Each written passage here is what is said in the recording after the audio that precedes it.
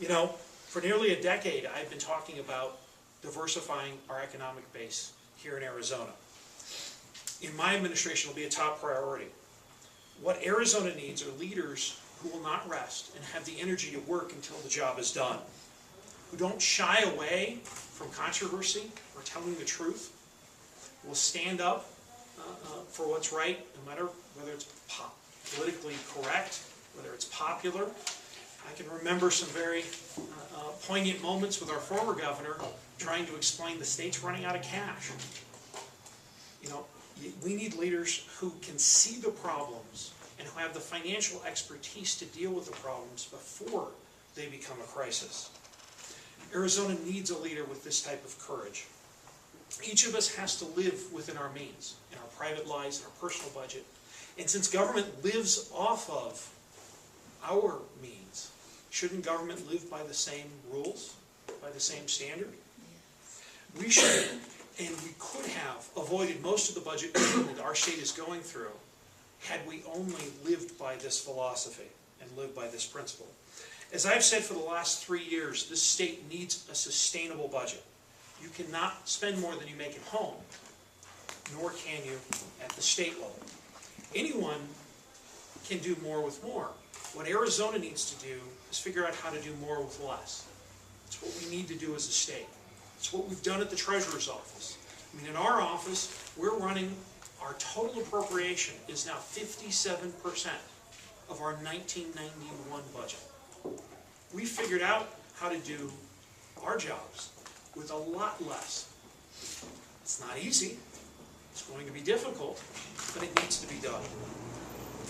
We also need complete transparency in government spending.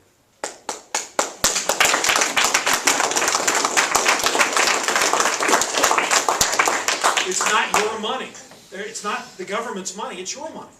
You know, that's too often the government thinks it's their money. It's not true. It's yours. You have a right to know what the government is doing with it. Under my administration, hidden budgets and accounting gimmicks will end. You will get a full accounting of all the funds, not just the general fund, federal funds, other funds, all of them will be open, public, and appropriated through the normal process. We also need to end the process of accounting gimmicks and sweeps. The state shouldn't be allowed to steal money from dedicated funds. If it needs cash, it should borrow it and pay interest, because otherwise we're incentivizing bad behavior. We're incentivizing agencies to spend all you got because they can just take it if you don't. We need to reward good behavior, not the other way around. Most importantly, and this is the most important rule, the state of Arizona cannot balance its budget by taking more from the taxpayers we still have left. The way we're going to survive, the way we're going to thrive, is by going and getting more taxpayers, by growing jobs, by growing our economy. Arizona also needs to secure its borders. This needs to be a top priority. Even if the federal government won't do it, our citizens don't care whose job it is. They care that the job gets done. So we'll do the job. If they won't, we'll send them a bill for it. Can't guarantee they'll pay it.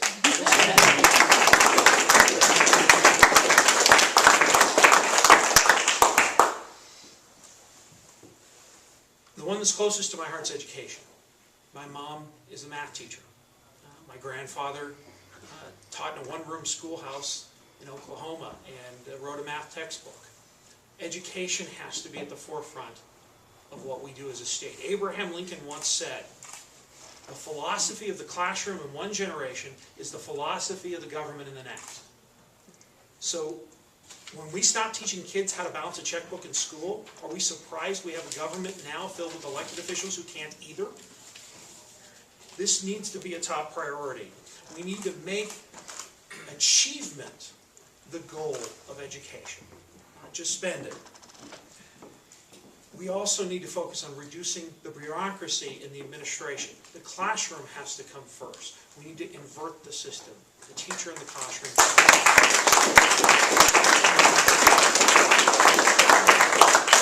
I want to thank you all for coming. It's an honor to serve you.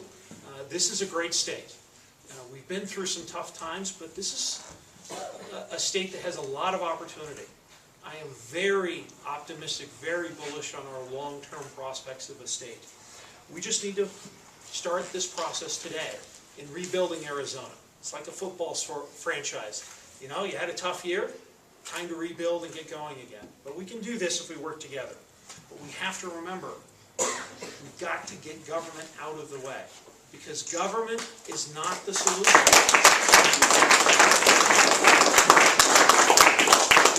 Government is not the permanent solution to any problem. It is often, though, the permanent problem in the way of many solutions. Thank you.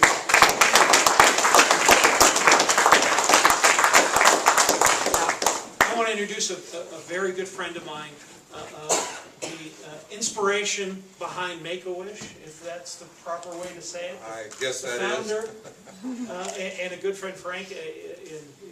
Is it safe to say the mayor of Prescott? No, not quite at all. Not quite at all. But just a long-time resident, raised up here. I had the opportunity several months ago to meet Dean. In fact, he was more interested in talking about the Make-A-Wish Foundation, which I founded in 1980, than about politics, which I appreciated, obviously. Dean has since come up to Prescott several times. In fact, he came up to the Christmas parade and got quite chilly, and the courthouse lighting. But I feel, in talking to him, that I'm a retired detective with Arizona Department of Public Safety, and back as a reserve detective, and now I have 38 years. And in that time, as a detective, investigated a lot of what we call political corruption. I was on that squad that we investigated several former governors that were past governors. And I feel that Dean will bring back the ethics and integrity in government that we need. And I just would really